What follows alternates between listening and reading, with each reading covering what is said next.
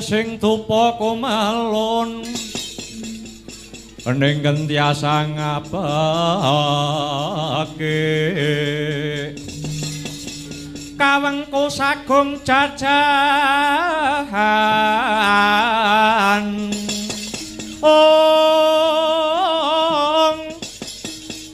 nanging sangetang iki sang resikane putra kang anjog saking wiyadi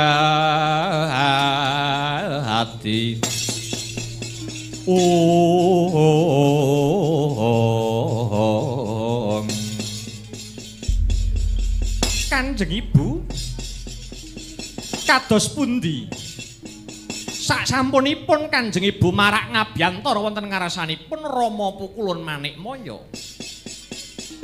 Kula anakku bocah sigit, anakku bocah Jentara. Dewa Srani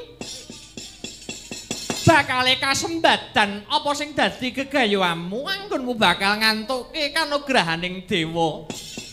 Kang aran Wahyuta Jali nanging kabeh ana pitukane kulup. Ingkang dipun kersakaken kados pundi Kanjeng Ibu?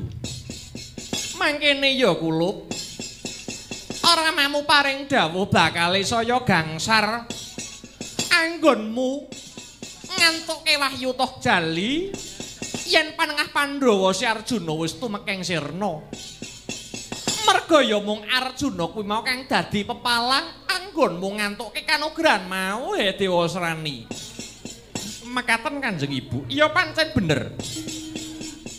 Mula ora sandadak karonden gawe ayo enggal tumurun aning Madyapada. Miturut kabar kang sumebar pawarta kang warata, dina iki Janaka lagi maladi hening ana lengkehing Gunung Tidar.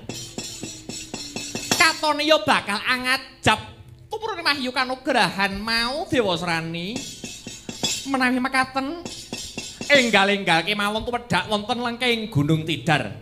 Saperlu nyernakaken pepalang kala wau Kanjeng Ibu. Sawegakno kabeh madya balamu saka negara Tunggul Malaya ya kulup. Aja nganti slendra sing dadi rasamu ngestaken dawuh Kanjeng Ibu. Bocah Temenggung. Nabuwa bendhe kaping 3 pisan dandan kapindho nglumpuk kaping 3 kabudhalake kawula nonon amit madal pasilan Sidiwin. Mangsah nembah kang pineci Sang Tumenggung nedya bidal undang wadya bala mangku rumahap kang para wadya Hanampi dawuhira tan wonten kang samya kantun nenggo dawuh bendhe bidal wis sampat sanggya para prajurit ya bebudalan candraning lumaris glaring baris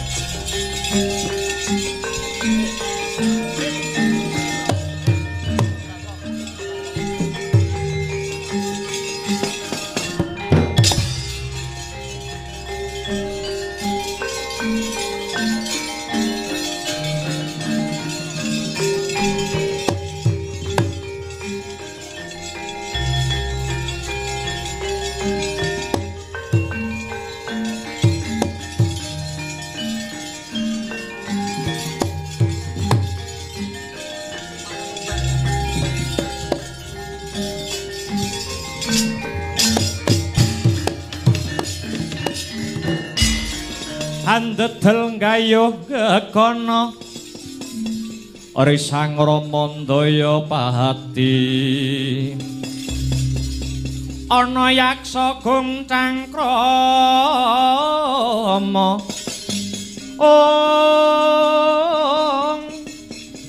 namane wel katak sini jejagi jroning wahare Badha pulam tanpa tuwuk mina-mina jrojala dri. Weh lah dalah. Wis sawetara suwe Anoman jejaga ana lengking Gunung Tidar kene. Mbok menawa ana dom sumusuping banyu kang bakal ganggu gawe Raden Janaka anggone teteh Ki Brata. Weh lah dalah. Musik sajake kayana barisan cat katon cat ora. Kula nggih melu bantu.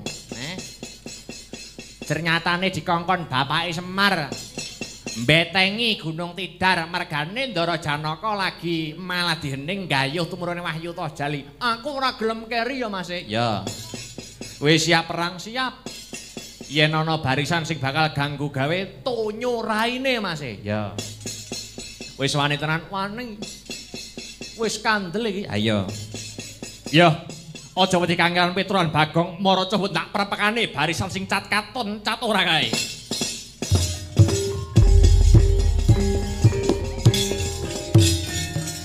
Anoman malumpat sampun prapteng witing naga sari.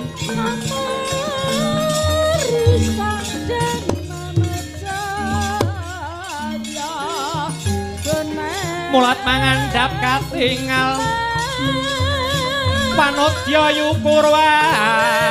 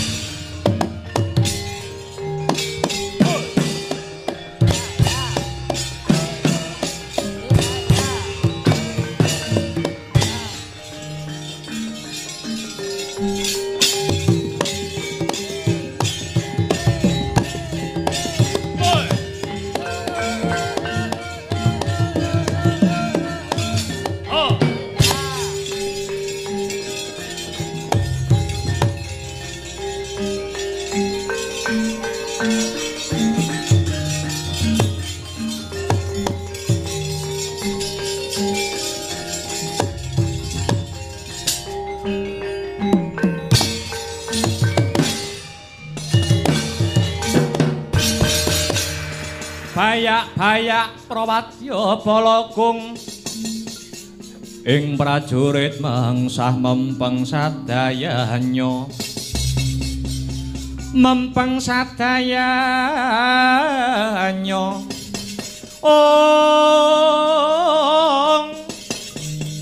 kumregot mantuk kang samya alumaris hanempuh wreksa gungkusuma wicitra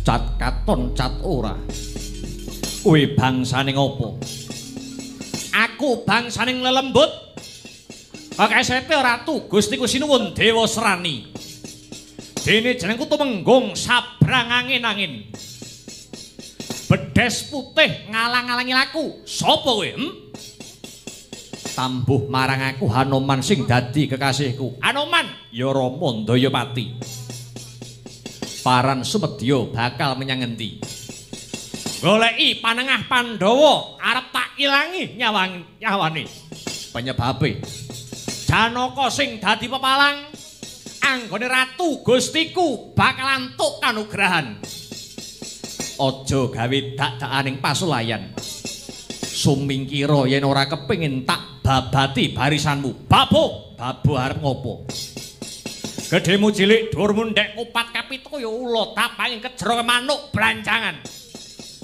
matna sastra cendrawata kenaji japa mantramu ngakno lawang trakamu tutupen lawang swargamu ngejak pirang delok laden iku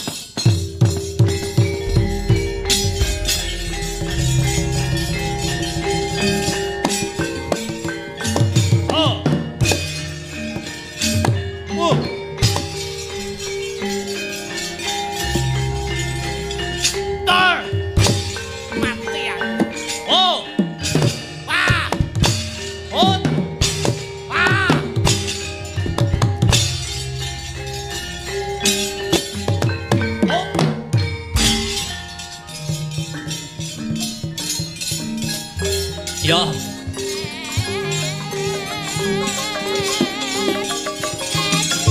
Ta.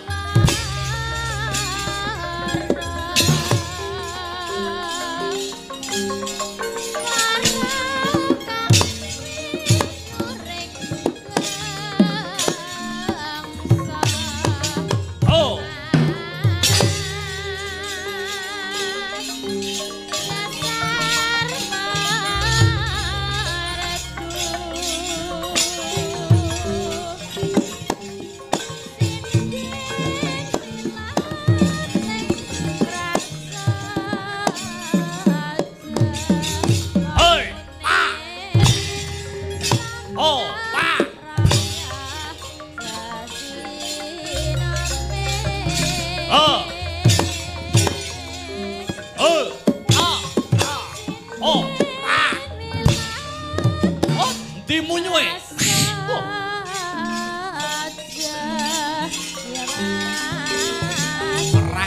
Mutar we.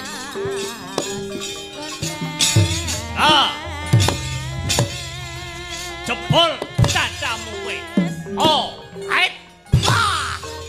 Biar we. Ait. Woi.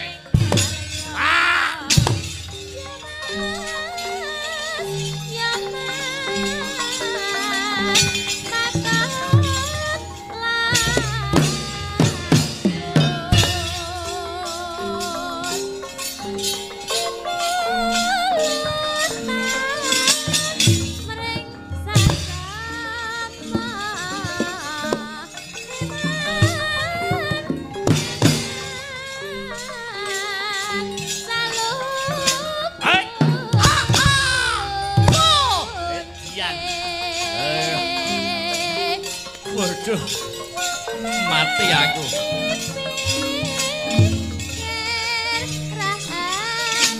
Pak. Pak. Pak. Oh, mati. Pak. Oi, Pak. Pak.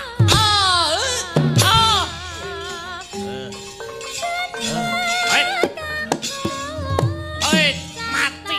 Jebol dadam.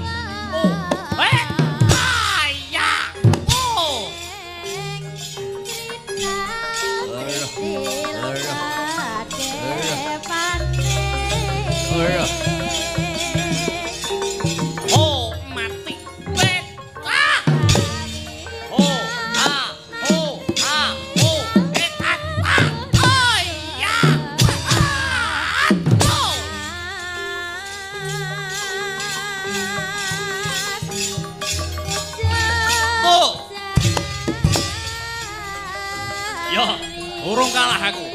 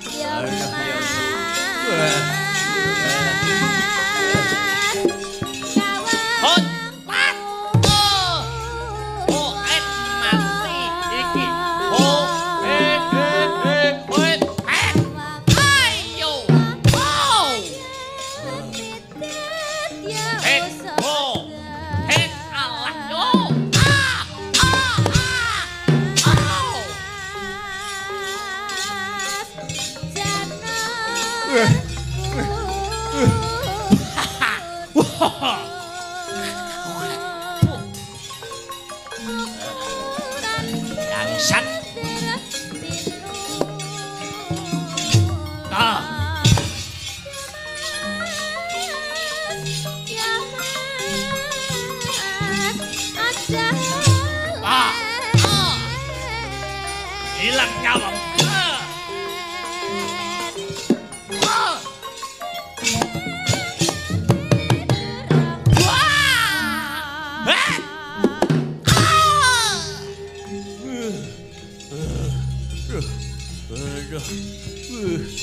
Mati aku.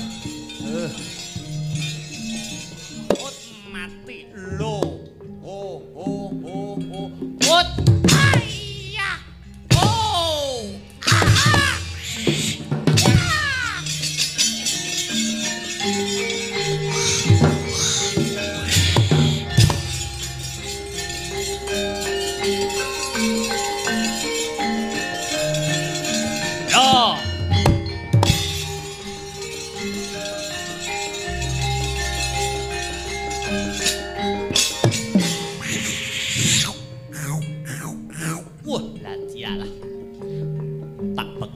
Kebon binatang kowe.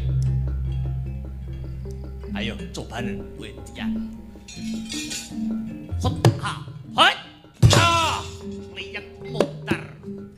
Hot. Mutar kowe. Ayo sambat kowe centuske.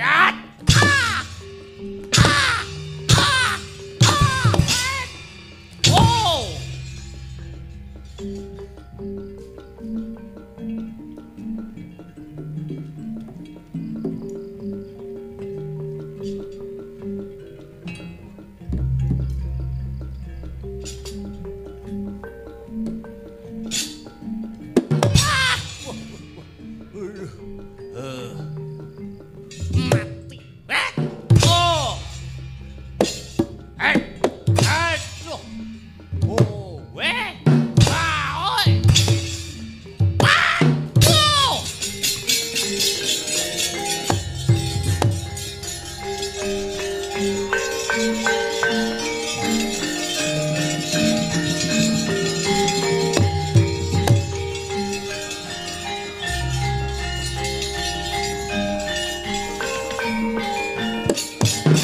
sakti tiba di gamanku. Hu! Ha! Ha! Ha!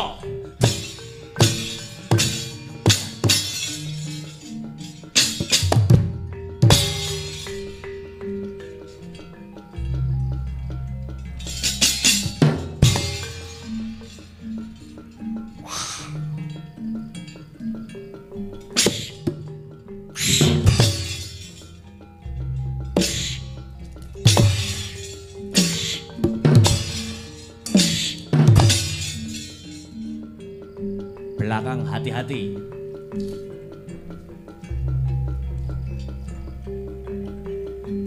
Huilah, selamat. Panai tekok. Iya. Iya. Ai. Hei.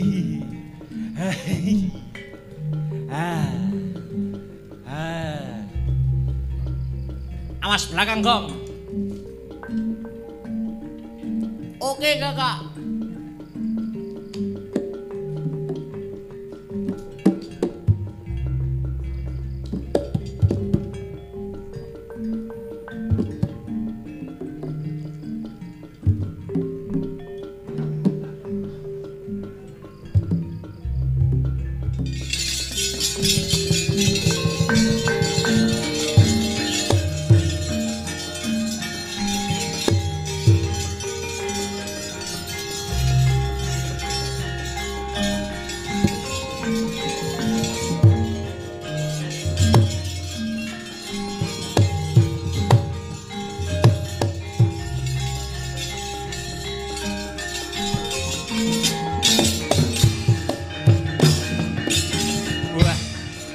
Tombak diuncalke, panah diuncalke kaya udan deres.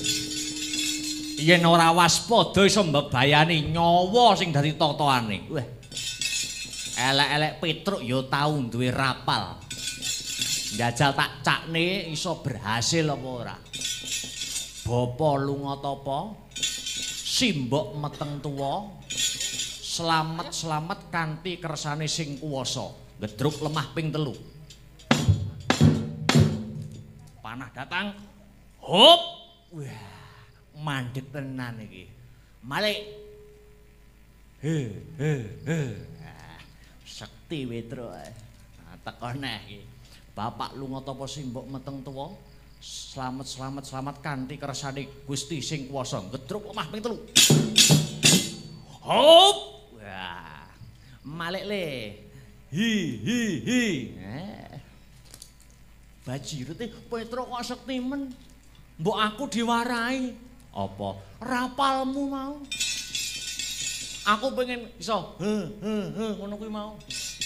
Kowe pengen iso rapal ngendhek panah. Heeh. Dicakne. Piye tak apalne nek perlu tak tulise, Truk. Ayo. Bapak lunga tapa? Simbok meteng tuwa. Selamat.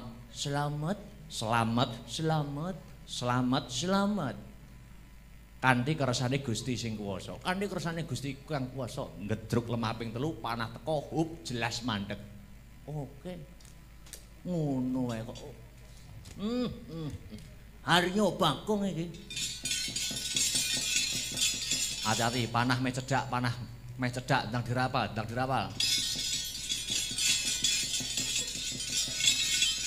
Piye mau? Bapa lunga tapa? Ayo ndang dik. Bapa meteng tuwa. Bapak lunga tapa kok bapak meteng tuwa ya apa enek lho. Bapak lunga tapa nek simbok lagi meteng tuwa. Duh, lali ya, Truk. Ndang meneh. Bapak lunga tapa simbok meteng tuwa. Selamat kanthi kersane mbok tuwa. Sing kuwasa. Akeh panah. Gedruk sik ping lemah ping 3. Heeh. Panah teko Gong. Panah. Haup. Wah, panahe wis malik lho, Truk. Lah iya. Entang diusir. Hi. Wah, berhasil Mas e. Heeh, cium sik. Berhasil. Wah, dadi wong setih. Matur nuwun ora pale. Heeh, ndangke panahe singkas. Bapa lunga tapa? Bapa lunga tapa? Simbok meteng tuwa, simbok meteng tuwa. Selamat-selamat kanthi kersane sing kuwata. Ngedruk lemah ping 3. Kok banter men to, Gong? Ben mantep kok. Panah teko. Hop. Wah. Petruk panahan. Diar Petruk. Ayo, diliane.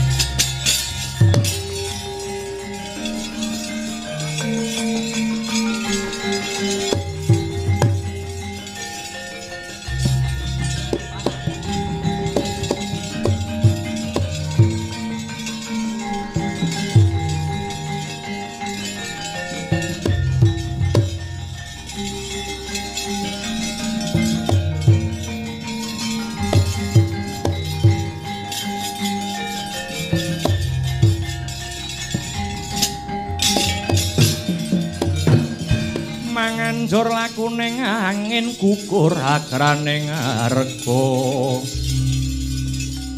guruh-gur nita kagiri-giri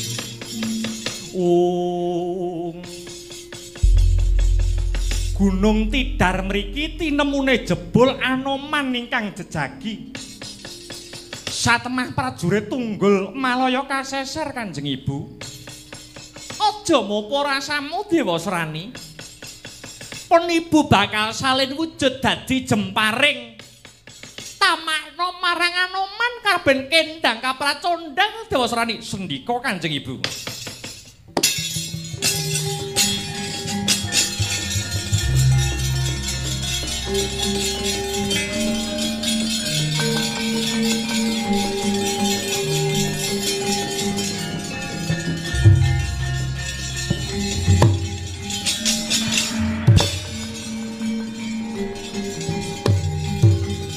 Mati wae Anoman.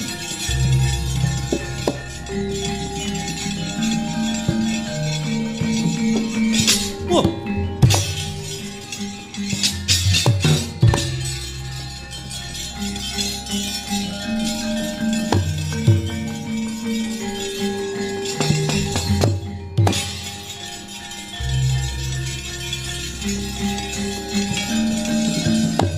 Mendung mentiung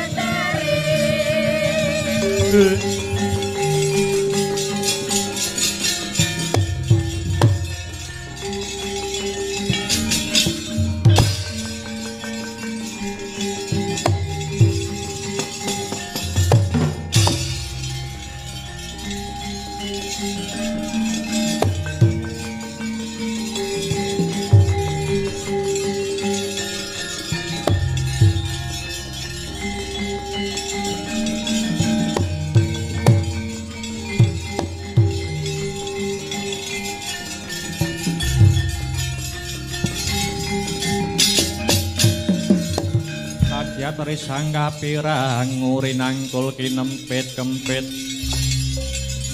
duh sang retnaning bawana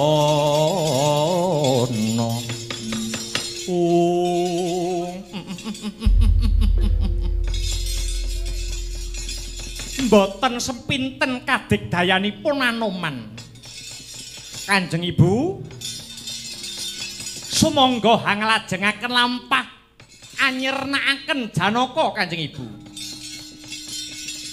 Dewa Serani aja ampyak awur-awur. pun ibu nyumurupi klebating Kakang Semar Badranaya. Jebul anggone Janaka Tarak Brata direksa kelawan Kakang Semar. Waduh, lajeng kados pundi murih prayoganipun Kanjeng Ibu? Nyimpang dalan. Sejatine Wahyu toh Jalimana sing ngregem pukulun Hyang Wenang. Luwih becik nyegat tumruning Wahyu ana sakiwa tengening kahyangan alang-alang kumitir Dewa Srani. Monggo kula dherekaken Kanjeng Ibu.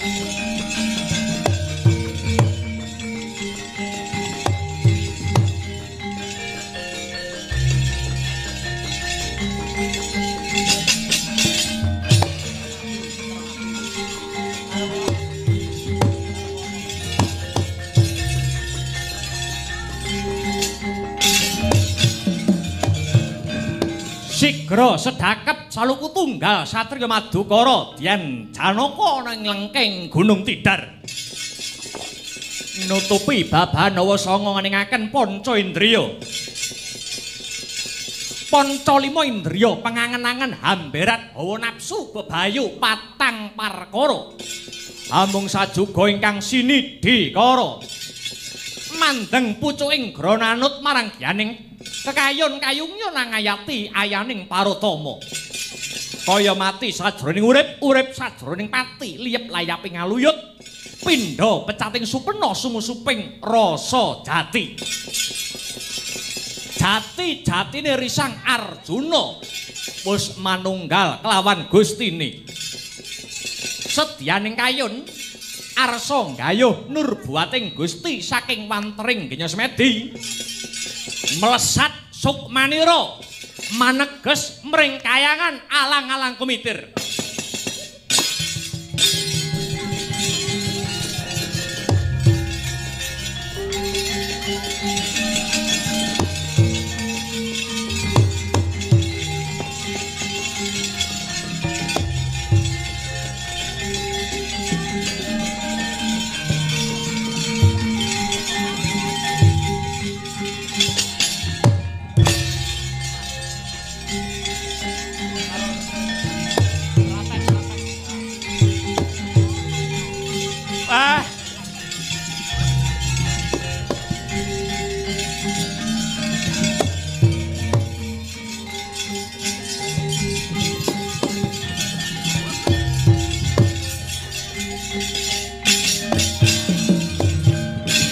Gus, Gunung Tidar sakmenika geger lho Gus.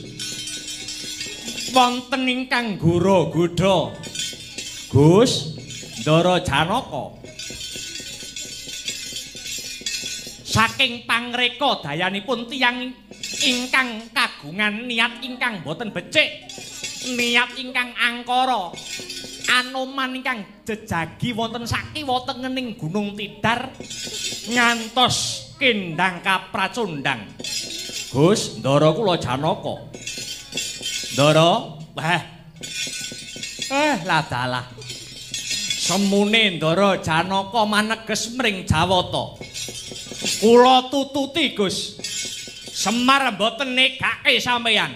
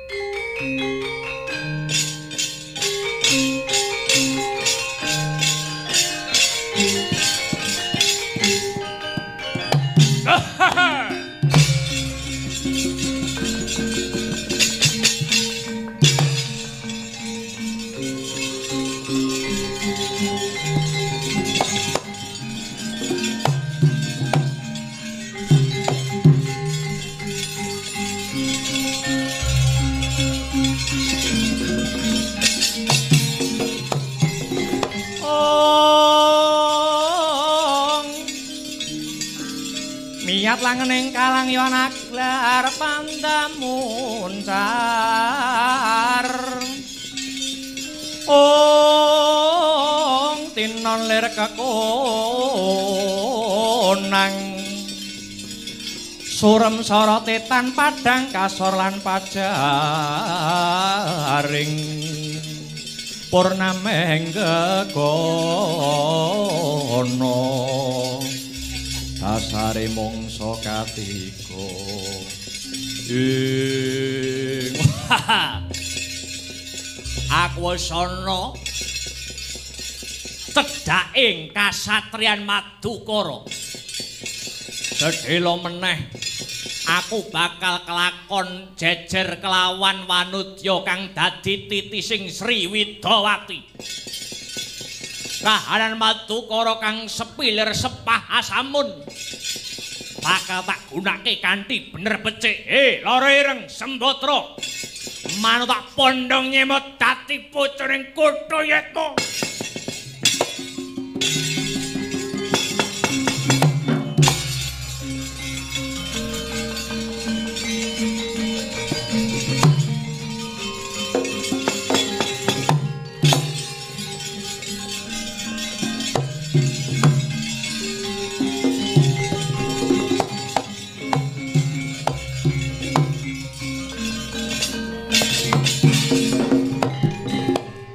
ana kitung rumaksa panci bati tago ayu luput ing lara luput ilahi kabeh sing setan datang Panah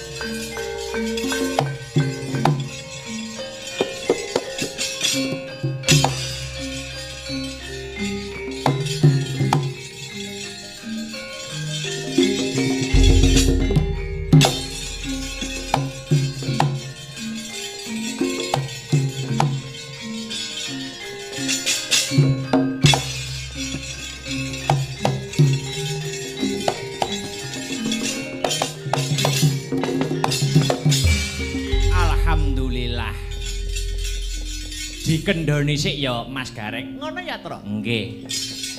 Leren sik Gong manut. Aku nanggur manut. Ayo. Iki Bloko Suta Blak Kutang terus terang sing nglantarke awake dhewe. Aku Mas Gareng Kang Sarta Bagong bisa sowan ana ing daleme Bapak Nur Salim. Ana ing kacangan kene ya lumantar Mas Karno WMC. Ngono, heeh. Nah, iki sing request sing maket lakon iki termasuk Mas Karno. Wah iya, heeh. Ngono terus, heeh. Ane wis tak cepake lakon Cakraningrat Dayaningrat. Ning Mas Karno niku pun sering Mas. Wah. Wahyu toh jali mawon. Ngono, heeh. Wah. Iku nyurone, manyurane iku penuh dengan konflik. Ah, ngono, heeh. Ya umpama ana sejene sanggit utawa bedane sanggit karo dalang liya ya Di Agung Pangapura ning jane intine padha. Ah, ya, heeh. Matur nuwun, matur nuwun. Uga pengumuman karo para sutresna budaya. Piye, Tru? Sing jenenge kesenian utawa kebudayaan Indonesia. Bangsane awake dhewe Indonesia iki iso dikenal nganti mancanegara. Kuwi salah satune merga saka sektor kebudayaane, heeh. Ya kelebu wayang, kelebu reog, kelebu keris, kelebu tari-tari tradisional sing asli Indonesia. Oh ngono, ayo. Apa meneh iki wis arep mengeti Hari Tari Dunia. Oh ngono. Ana kampusku utawa nggonku kuliah kono mengeti Hari Tari Dunia. Oh, wiwite mengko jam 6 isuk 24 jam menari nganti bare ya jam 6 isuk meneh. Oh iya ya. Yen ora kleru ya di live streaming lumantar channel Isi Surakarta. Oh ngono. Hari Tari Dunia 24 jam menari. Apa ora kesel boyoke ngono kuwi? Apa? 24 jam menari, apa ora kesel boyok? Ya ora, sing nari ora kuwi terus to, Gong. Ganti-ganti. Oh, ngono. Ayo. Wah rame ya jenis-jenis tarian apa wae ketoke ya ana. Wah, luar biasa. Pancene ya regenerasi seniman kuwi paling perlu dipikirkan. Ayo. Onone sanggar-sanggar, onone privat-privat, onone pendidikan seni sing lumantar formal ya kuwi ana ing SMA, SMP utawa kampus kuwi penting banget, kuwi baku banget. Merga yen ora bocah nom-noman sing ngudi marang kabudayan, kuwi sapa meneh sing arepe ngudi. Oh ngono, ano. Regenerasi seniman harus tetap ada. Ning aja kuwatir, Truk. Mesti ora kentekan. Buktine yen nonton mayang, nonton kebudayaan apapun ngono kae mesti isih akeh bocah cilik-cilik sing uga dijak bapake, dijak ibuke nonton mirsani. Lah iya. Mula grupe awake dhewe iki ya mayoritas bocah nom-noman. Ha iya no. Iki jane kan ya melambangkan regenerasi. Heeh. Mula aja nganti pedhot semangate. Dan iki lho, Truk, piye? Sing perlu dipikirne iki, sing perlu digagas dan direnungkan ki aja mung regenerasi seniman, aja mung regenerasi pelaku budayane. Maksudmu? Regenerasi penikmat wayang, penikmat budaya kuwi ya kudu dipikirne. Oh, ngono. Ha? Sing besok calon-calone bakal nanggap, ya. Mergo budaya ki ora mung diuri-uri tok, nek diuri-uri ki nggur seneng ning diurip-urip. Ha iya. Kaya pangandikane Suwargi almarhum Ki Haji Mantep Sudarsono. Heeh. Nek yen diuri-uri ki nggur seneng, nek urip-urip kuwi gelem nanggap. Oh, ngono. Heeh. Regenerasi penikmat budaya khususnya penikmat wayang. Wah iya, ngono. Mula tak acungi jempol karo kadang-kadang WMC Wayang Mania Community iki hebate dalam menggemari wayang ki sing tak saluti ora fanatik dalang satu dan satunya. Oh ngono. Dadi arep nonton wayang ki wis nggawa sangu kok omah yen arep nonton dalang A. Berarti sing tak arep-arep ikine, yen nonton dalang B sing tak arep-arep ikine. Ora memaksakan kehendak. Oh ngono. Upamane penikmat ki dhewe-dhewe to Mas Gareng karo Dik Bagong. Upamane ana sing seneng pecel ya to. Yen seneng pecel kuwi aja nyalahne sing seneng rawon. Wong selirane wong iki dhewe-dhewe. Oh ngono. Ya to. Ana sing seneng pecel, ana sing seneng rawon. Kuwi nek yen diibaratke panganan. Oh iya. Dadi saling menghargai, samat sinamadan daya dinayan yo Mas. Betul. Bedaning versi, bedaning ciri khas dalang satu dan satunya dadi yo khasanah budaya. Wah, iya Truk, iya. Ki sedulur dhewe Mas Lindro isih kepareng nenggani. Kon munggah ben ngancani awake dhewe ben ora omong-omongan dhewe. Cocok. Apa iki? Serampat. Oh iya. Monggo Mas Lindro CS dan teman-teman. Wah, Mas Lindro DKK. Wah. Yuk, serampat ki, tarik ki.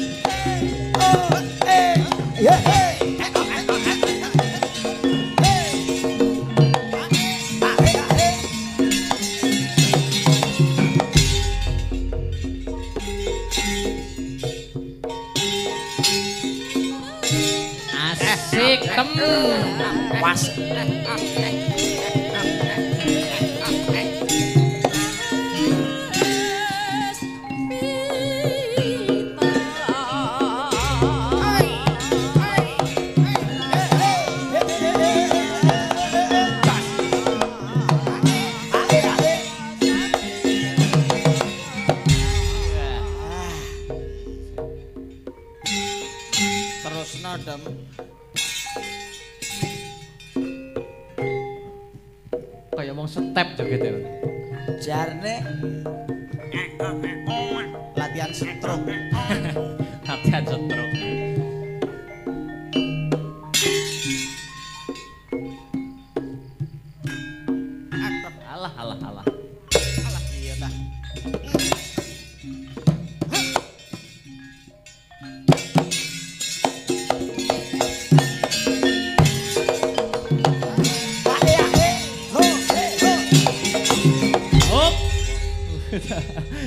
Piye iki? Mati mon. Apa enek wong gletak sikile ngececeng. Lah iya. Iki nek ora tangekno ora iso iki. Rumangsaku. Mau limbukan macak Cina. Nggih. Nek iki pakaian apa iki? Dagelan toprak niki. Temane apa? Dagelan toprak. Ngono iki apa? Iki apa kok ngomong niki? Brengos. Alis. Kok alis iki. Lah wis ngerti nek nang kene ya brengos, ngene iki nek nang kene ya maksudnya iki dari apa gitu loh. iki Mbanyol biasanya ngeten iki. Enggak maksudnya iki dari apa ngono lho. Niki Angus apa? silet dandang wae. Oh silet dadang apa? Angus. Angus. Wilujeng enjing Mas Lendro. Wilujeng enjing Mas Gareng. Wilujeng enjing Mas Pelok. Wilujeng enjing Mas Bagong. Wilujeng enjing Mas Pelok barang. Kok Mas pelok barang lho. Selendro pelok Mas Pelok barang. Selentem. Oh selentem. Sugeng enjing Mas. Sapa iki Mas sing urung disebut? Mas Akbar. Piye? Karo dalang kok lali piye? Nah, sing durung disebut lho Petruk Gareng Bagong lho. Oh nggih. Biasane atruk, Pik. Petruk, apik, Truk. Lah, Mas Lendro, nggih wonten dawuh. bukti nyata ya toh warga masyarakat Malo khususnya kacangan ki main dit nyang seni kelawan budaya ki senadyan mau disiram